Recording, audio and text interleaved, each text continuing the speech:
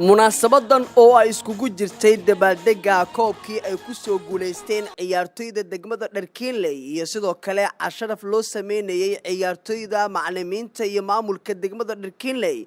ayaa xalay waxa lagu qabtay magaalada caasimadda ah ee Muqdisho. munaasabada ayaa waxa ka soo qayb galay mas'uuliyiin ay ka mid ahaayeen xildhibaano gudoomiye ku-xigeenka xafiiska duqa arrimaha bulshada iyo wacyigelinta gobolka Banaadir, gudoomiyaha haweenka gobolka Banaadir, gudoomiyaasha degmooyinka Hodan, Dharkiinley, Kaxda, Wadajir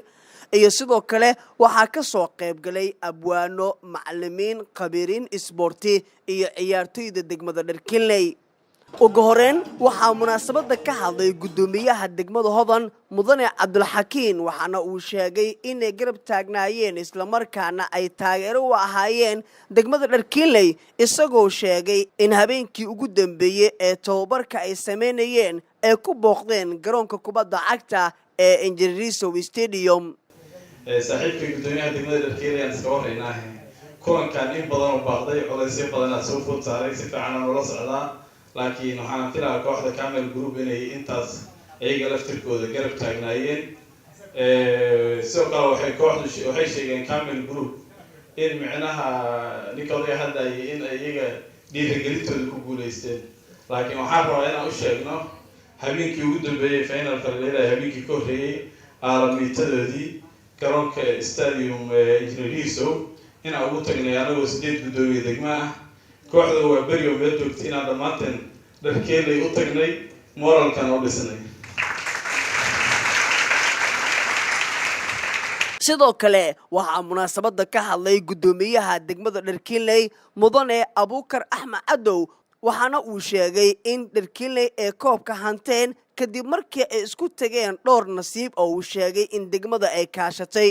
waxa uu sidoo kale uu tilmaamay in isboortiga uu yahay isdhaxgalka bulshada. sanadkan nasiib badan oo isku tagay gudoomiyaha degmada nasiibkiisii kan isboortiga nasiibkiisii taliyaha saldhigga nasiibkiisii Camel Forex nasiibkoodii nasiibyadaas oo isku tagay ayaa waxay suuro geliyeen inaan koobka ku guuleysano maanta oo halkaan yaalo oo maxaa la yiraahdaa aan gacanta ku dhigno.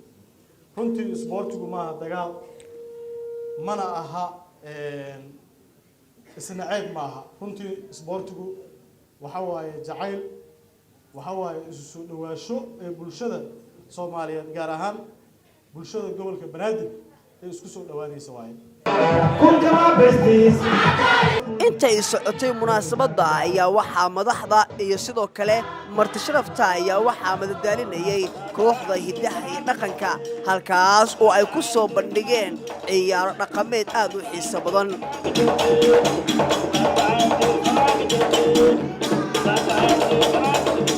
mas'uuliyiintii ka hadashay munaasabada ay soo qaban qaabisay shirkadda Camel Group of Companies oo sanadkan Dharkiinley ka taageeraysay qalabka isboorti ayaa waxaa ka mid ahayd gudoomiyaha ururka haweenka ee maamulka gobolka Banaadir Marwo Jawaahir Maxamuud Jaamac waxaana ay hambalyo u dirtay ciyaartoyda iyo macallimiinta degmada Dharkiinley. hooyada Soomaaliyeed ee geedaha hoostooda joogta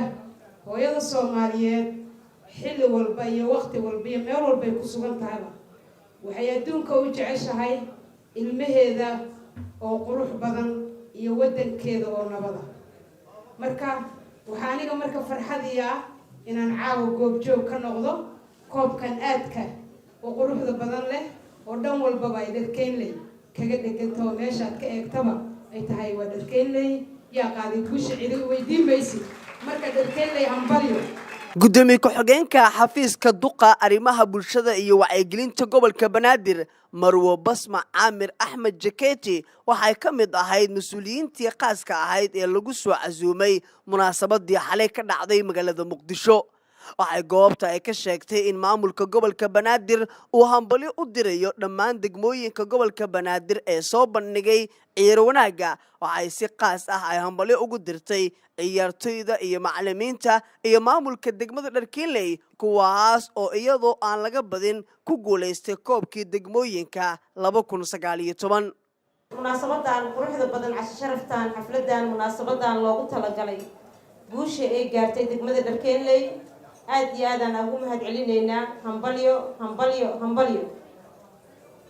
Dharkeenley way dadaashay degmooyinka gobolka Banaadir waxaa loo baahan yahay heerka ay maanta gaartay cid walba gaari karto koobkaaneed wuxuu noqday waxaan isleeyahay hadee waa beri u noqon lahayd qiimaha hadda ay leedahay ma lahaan lahayd sababtoo ah inay degmooyinka gobolka Banaadir ay gaaraan waxay tahay dhiirigelin u diyaar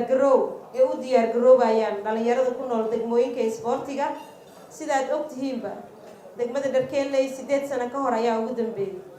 laakiin sanadkan waxay samaysay waa la wada dareemi karaa in kubadii ay u diiday gooshoodii ee ilaaliyeen ayay samaysay taasi taariikh lama iloobaan ah aan ka dhicin magaalada Muqdisho ayay ka mid ahayd in ciyaarta maalinta ay bilaabatay ilaa habeenkii finaalka ee rigoorada lagu kala badiyay in goosha saas loo difaacdo nasiib Dharkeenley kaliya iska leedahay inay tahaan dareemi karaa